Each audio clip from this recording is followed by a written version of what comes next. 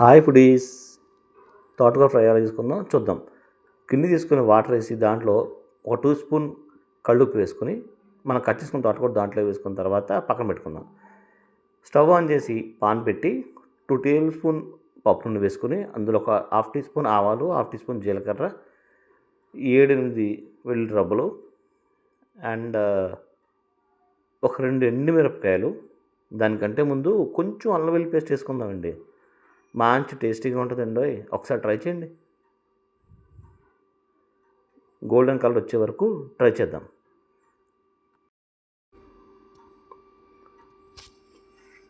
వేగిన తర్వాత అందులో మనం ముందు నానబెట్టుకున్న తోటకూర ఉంది కదండి, అది తీసుకొని ఇందులో వేసుకుందాం.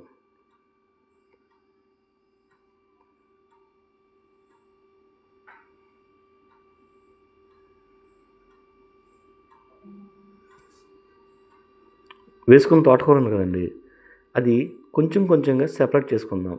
దగ్గరగా ఉండకుండా కొంచెం దూరంగా పెడదాం. ఎందుకంటే దాంట్లో ఉన్న వాటరు ఫింక్ అవుద్ది.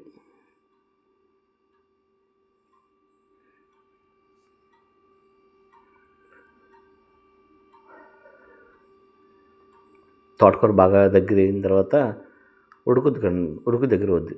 ముందు మనం ఫిల్టర్ చేసుకొని చూసారా తోటకూర, దాంట్లో చూడండి ఎంత దీంట్లో ఉన్న కెమికల్స్ అనేవి దిగిపోతాయి అందులో సాల్ట్ వాటర్ వల్ల.